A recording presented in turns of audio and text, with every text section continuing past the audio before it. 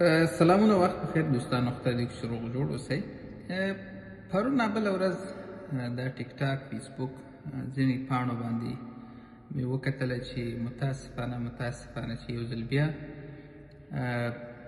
د زده کړو او بیا په خاص توګه د ښځینه زده کړو په تړاو باندې بیا یو نوې فیصله سوې ده. هغه داسې چې هر سهار چې د خوبه راکښېني په خوب کې څه ویني او ځینې نور شیان میدان ته راوړي.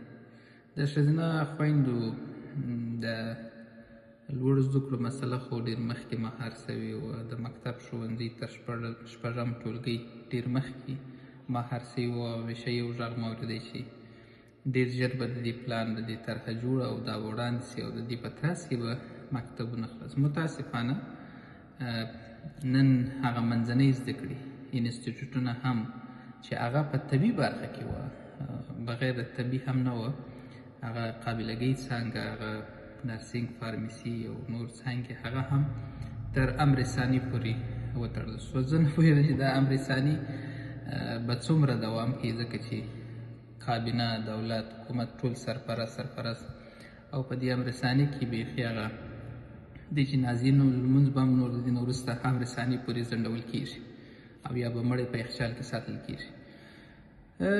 دا ډېر د خواشینتیا خبره ده. ډېر یو خو تقریبا تېر درې کاله هغه ښځینه خویندې چې د طبابت د څانګې فارغه سوي وې، نور څانګې خو یو بغل ته پرېږده، د هغو هغه د اګزیټ یا د طبي شورا هغه ازموینه نه واخیستل سوي. هغو ته اوس یو څه زړه سوی په دې باندې بیرون چې ورته به هغه هم وځنډول سي یا به منع سي.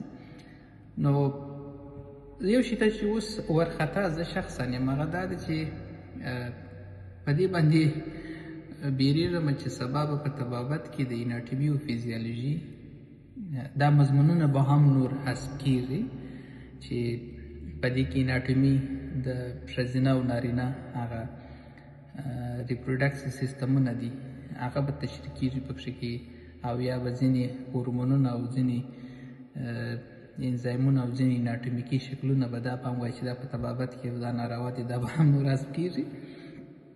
او دا هغه څه دي چې لرې بني چې داسې. زه نه پوهېږم چې تر کومه داسې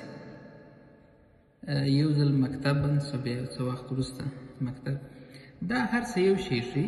زما د تعلیم له مخې ښځینه مکتبونه بند سوه، په ښځې په شکل د یو ابزار وکارول سي تر څو نړیوال ټولنه یا نړیوال افغانستان کې د ښځو پر زده کړو باندې یو معامله وکړي چې هغه تر اوسه نتیجه نه ده ورکول سوې. ښځینه خویندو کشرانو لپاره مکتب پر اوسه هغه بنده سوه، د پوهنتون مسله بنده سوه. اوس هغه دی پاتې سوه دې ته چې په طبابت کې هم مداخله روانه ده. په طبابت کې هم اوس هغه دی دا معامله او دا ابزار چې مخکې وو هغه ګټه ونه کړه، اوس یو نوی اپشن، یو نوی شی کارول کېږي. دا نه د اسلام سره په چار چوکاټ کې ده، دا خالي یو سیاسي پلان دی چې غواړي چې پر افغان قشر، په ښځینه قشر باندې دا وکاروي او دا د نړیوالو سره هره خبره چې د دوی په خوښه نه وي هغه ډایرکټ د کفر ټاپه ووایي، هر هغه څه چې د دوی په خوښه نه وي هغه ته غرب پلوه، د غرب تربیه سوی مهر لګوي. ډېره اسانه ده. بیان ازادي خو هېڅ نه پر زده کړو باندې مهار. نو زه په دې باندې یاریان پاته یم چې که سبا دغه ښځینه طبقه چې اوس ده او د حکومت دوام وکړي، نو دا ښځینه دا میندو خویندو د ټولو ته به نارینه نور ولادت ورکوي.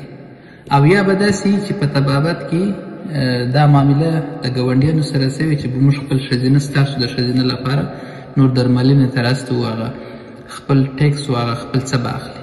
دا ډېر د شرم خبره ده چې په اوسني عصر کې هم نور څه پاته نه دي.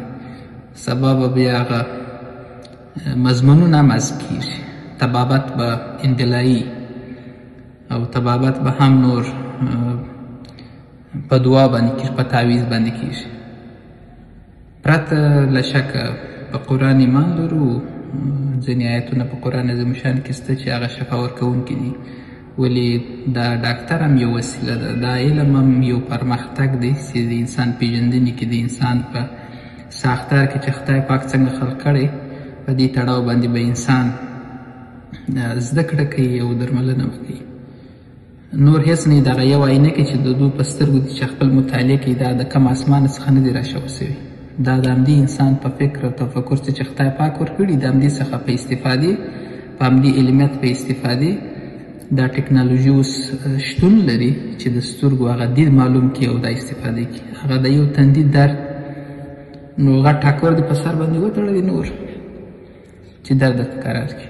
دا ډېره د شرم خبره ده، دا ډېر د افسوس خبره ده چې نور هېڅ هر سهار چې د خوبه کښېني که په راسته خوا د خوبه کښېنستی خو یو شی وي که پر چپه خوا کښېنستی نو بس ملک تباه دی، نوی نسل تباه دی.